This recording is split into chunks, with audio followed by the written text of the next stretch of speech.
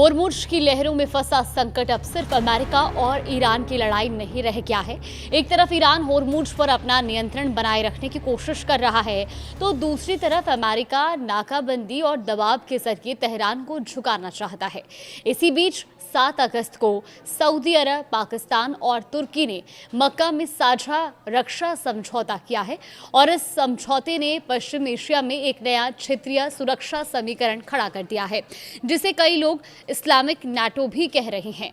लेकिन बड़ा सवाल ये है कि जब होर्मुज़ से लेकर लाल सागर तक संकट गहराता जा रहा है, तब ये नया गठजोड़ समुद्री रास्तों की सुरक्षा में कितनी बड़ी भूमिका निभा पाएगा, क्योंकि अब खतरा सिर्फ होर्मुज़ तक सीमित नहीं है, ये लाल सागर के बाब अल मंडेब तक पहुंच चुका है। नमस्कार, आप देख रहे हैं न्यूज़ 18 का डिजिटल प्लेटफॉर्म और मैं हूं आपके साथ जागृति खंतवाल। तो देखिए, जुलाई में ऐसे रिपोर्ट सामने आई थी कि ईरान ने हूती विद्रोहियों से कहा था कि अगर अमेरिका उसके ऊर्जा ढांचे पर हमला करता है तो वो बाब अल मंडेब को बंद करने के लिए तैयार रहें। इसके बाद हूतियों ने कई जहाज़ों को निशाना भी बनाया। तो सबसे पहले समझते हैं कि आखिर होर्मुज़ इतना बड़ा मुद्दा क्यों है।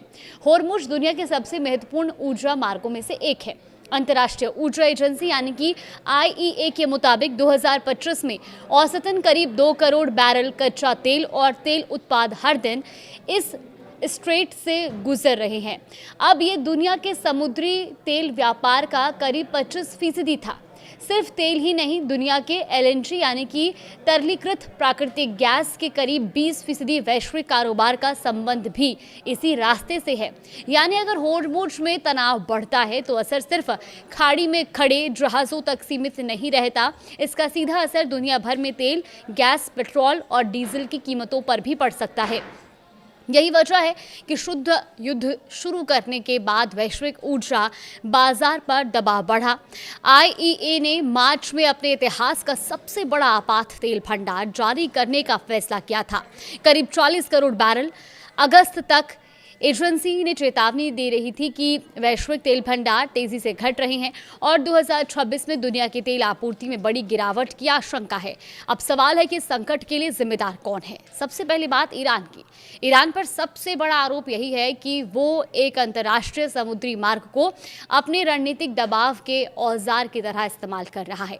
तेहरान ने होर्मुज़ में जहाज़ों की आवाजाही पर रोक और नियंत्रण से जुड़े कदम उठाए हैं। अगस्त में ईरानी संसद की एक समिति ने ऐसे मसौदे पर विचार किया जिसमें अमेरिका, इजराइल और दूसरे शत्रु माने जाने वाले देशों के जहाज़ों पर रोक लगाने और नियम तोड़ने वाले जहाज़ों पर उनके सामान की कीमत के 20% तक जुर्माने का प्रावधान बताए जाने की बात सामने आई।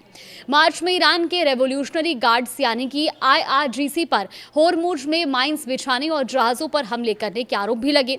हालांकि अब एक अहम घटनाक्रम ईरान और ओमान के बीच सामने आया है। देखिए, दोनों देशों ने होर्मुज़ में जहाज़ों की आवाजाही के लिए निर्धारित रास्तों पर सहमति बनाई है।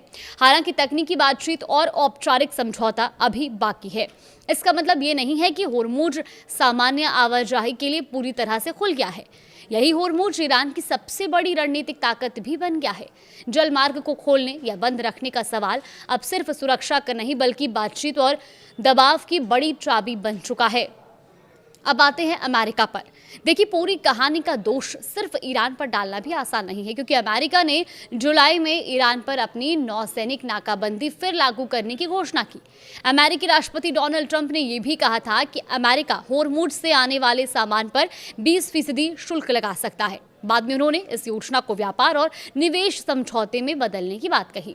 यानी तस्वीर बिल्कुल साफ है कि एक तरफ ईरान का संदेश है कि होर्मुज़ पर उसकी शर्तें चलेंगी, तो दूसरी तरफ अमेरिका का संदेश है कि तेहरान को इस अहम जलमार्ग पर अकेले नियंत्रण तय करने की अनुमति नहीं दी जाएगी। और इसी टकराव ने संकट को और ज़्यादा जटिल बना दिया है। अब इस कहानी में एक नया खिलाड़ी भी शामिल हो गया, सऊदी अरब, पाकिस्तान और तुर्की। 7 अगस्त को तीनों देशों ने मक्का में साझा रक्षा समझौता किया। इसके तहत किसी एक देश पर हमला तीनों देशों के खिलाफ हमला माना जाएगा। तुर्की के विदेश मंत्री हाकान फिदान ने इसकी तुलना नाटो के सामूहिक रक्षा सिद्धांत से की है। हालांकि तीनों देशों ने यह साफ किया कि ये समझौता किसी खास देश के खिलाफ गठजोड़ नहीं है। इसी वजह से इसे इस्लामिक नाटो कहना आकर्षक जरूर है, लेकिन अभी इसे नाटो जैसा मानना जल्दबाजी होगी, क्योंकि इस समझौते का वास्तविक सैन्य ढांचा और जमीन पर संयुक्त कार्रवाई की क्षमता अभी तय होनी बाकी है। फिर भी सवाल बड़ा है, अगर खाड़ी और आसपास के समुद्री रास्तों पर इतना बड़ा संकट है तो ये नया सुरक्षा गठजोड़ इन रास्तों की सुरक्षा में कितनी सक्रिय भूमिका निभाएगा। अभी तक इस संगठन की तरफ से होर्मुज में कोई ठोस साझा सैन्य हस्तक्षेप दिखाई नहीं दिया है। वहीं सऊदी अरब ने होर्मुज संकट के जवाब में जहां लाल सागर के रास्ते अपने व्यापार को बढ़ाने की कोशिश की है, तो आखिर इस पूरी कहानी का असली खलनायक कौन है, ये एक बड़ा सवाल है। और अगर इस संकट को सिर्फ एक विलन की कहानी बनाने तो तस्वीर अधूरी रह जाएगी। ईरान होर्मुज को अपने रणनीतिक दबाव के हथियार की तरह इस्तेमाल कर रहा है। अमेरिका सैन्य नाकाबंदी और आर्थिक दबाव के जरिए तेहरान को झुकाने की कोशिश कर रहा है।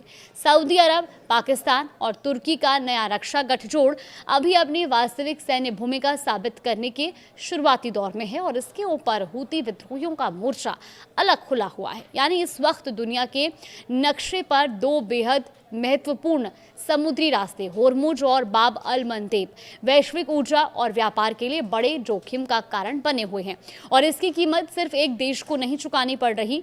तेल भंडार घट रहे हैं, आपूर्ति में कमी बढ़ रही है और अगर युद्ध लंबा खिंचता है तो पूरी दुनिया की अर्थव्यवस्था पर दबाव और बढ़ सकता है। वहीं IEA ने अगस्त में अनुमान लगाया कि 2026 में वैश्विक तेल आपूर्ति में रोजाना 43 लाख बैरल तक की गिरावट हो सकती है। यानी होर्मुज की लड़ाई सिर्फ एक समुद्री रास्ते की लड़ाई नहीं है, ये ऊर्जा, व्यापार, सुरक्षा और पूरी वैश्विक अर्थव्यवस्था से जुड़ा संकट बन चुका है। फिलहाल इस पूरी खबर को लेकर के आपकी क्या राय है, हमें कमेंट बॉक्स में जरूर बताएं।